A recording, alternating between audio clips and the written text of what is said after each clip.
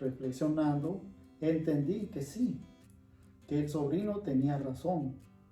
Su apreciación me hizo pensar en cómo las manos, casi tanto como el rostro, muestran nuestra identidad. Nuestras manos y nuestro rostro muestran, o sea, nuestros hechos, sí, muestran nuestra identidad de quiénes somos.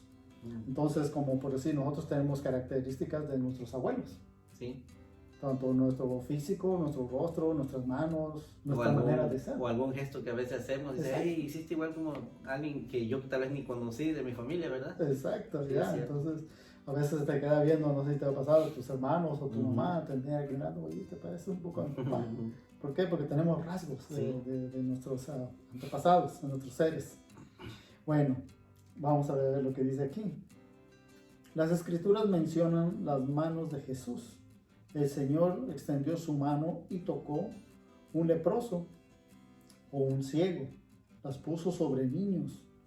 Las usó para sostener a Pedro cuando se hundía en el mar de Galilea. Y también para lavar los pies de sus discípulos. Wow. No sabemos cuál fue la fisionomía de aquellas manos, pero debieron ser fuertes y de piel endurecida, por su trabajo de carpintero y constructor, y al mismo tiempo llenas de amor, de sensibilidad, de empatía y del poder sanador que por ellas pasaba hacia la completa curación de tantos dolientes desahuciados. Fíjate, ¿eh? Y sí, como estábamos hablando, la lepra era una enfermedad terrible. Y como hoy en día tenemos esa enfermedad que tanto se anuncia, ¿no? El coronavirus, que todos le temen. Nadie quiere contagiarse. De hecho, nos han aislado, ¿no? Que no podemos saludarnos, no podemos estar cerca de otra persona a menos de 6 pies. Y bueno, es algo triste, trágico, porque se pierde ese afecto. Por si estamos acostumbrados nosotros a vernos, saludarnos de un apretón de mano, un abrazo. Eso da ánimo a la persona. Mira lo que dice.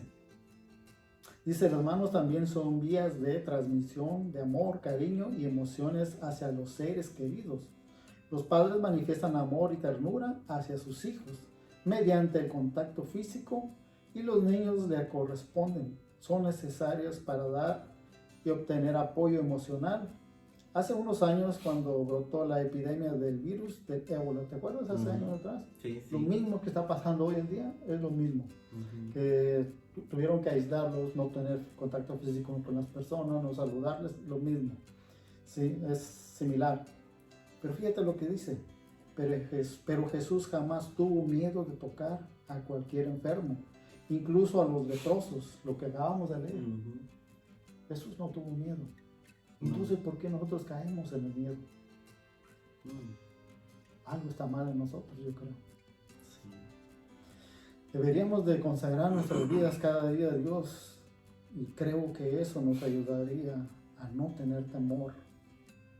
Que pase lo que pase, podemos entender y saber que Dios tiene el control de nuestra vida. Dice en su palabra que no hay ni siquiera una hoja de un árbol que no caiga sin su consentimiento. O sea, que Él no va a permitir que nos pase nada si no lo consiente Él. Wow, interesante, ¿no? Sí, es interesante. Entonces, es como, ¿verdad? Hoy en día vivimos y Jesús, yo me imagino que Él sabe todo, ¿verdad? Y Él sabe lo que mañana nos va a pasar. Correcto. Y entonces, lastimosamente, a veces como humanos, carnales, nos preocupamos tanto por nuestra vida, ¿verdad? Cuando nuestra vida ya debería estar en las manos de Jesús. Exacto. Deberíamos de haber depositado nuestra vida en las manos de Jesús. Sí, yo me acuerdo también un poco de la historia de Pedro, cómo él empezó a caminar con Jesús. Era un hombre muy rebelde, muy de un carácter impulsivo. Sí. Y lo que me gusta de la historia de, bueno, cuando ya Jesucristo fue llevado a la cruz y todo ese suceso, como él, siendo un siervo de Dios, después dice que con la pura sombra curaba a los enfermos. Sí. Y eso a mí me llena de esperanza, porque Dios nos está dando la oportunidad, creo, a cada uno de nosotros. Y creo que nosotros la estamos desaprovechando. Sí, tristemente a veces la desaprovechamos, pero fíjate que nos vas a un punto, Dios nos está dando la oportunidad. Quiere decir que Dios es un Dios de oportunidades. Nos está extendiendo en esta reflexión, nos hace pensar, meditar, que aún estamos a tiempo. Y deberíamos de buscar de Dios cada día, consagrar nuestra vida a Dios, como lo dijimos en el principio. Y yo pienso que Él nos va a poner en el lugar adecuado, en la situación adecuada, para que podamos llevar palabras de ánimo y de consuelo a aquellas personas que lo necesitan. Nosotros como hijos de Dios sabemos que somos la sal de este mundo, ¿verdad? Dice su palabra, somos la sal de este mundo y somos la luz de este mundo. Y entonces creo que como hijos de Dios, cristianos que nos consideramos hijos de Dios, ¿verdad? Cristianos, creo que deberíamos tener ese valor de creer en las promesas de Dios, ¿verdad? No dudar de ellas, porque si dudamos, pues no se va a hacer realidad. Y lastimosamente creo que eso ha pasado humanamente en cada ser humano, que tal vez leímos la promesa de Dios y al rato viene en el sentido que tienes que demostrar lo que has leído y flaqueas. Sí, yo también me acuerdo de la historia de igual Pedro. Ellos caminaron con Jesús, miraron muchos milagros de Jesús, y te acuerdas cuando iban en la barca, le dijo, si eres tú, Señor, deja que yo vaya a ti, y Jesús le dijo, ven. Y sí, al principio caminó, pero de ahí empezó a dudar, y se fue hundiendo. Pero como tú dijiste en lo que acabas de leer, Jesús le extendió su mano y lo sacó y le dijo, ¿por qué dudaste? ¿Por qué dudaste? La palabra. Entonces, si nosotros, yo me imagino, ¿verdad? Lo que tú nos estás queriendo dar a entender es que si leemos las promesas o leemos los milagros que Jesús hizo, es para creer al 100% que Él lo puede hacer nuevamente, ¿verdad? Pues la palabra de Dios está llena de promesas y por ello nos enseña a confiar en Dios. O sea, la palabra de Dios es clara y sencilla, aunque pasa que a veces nosotros la queremos complicar.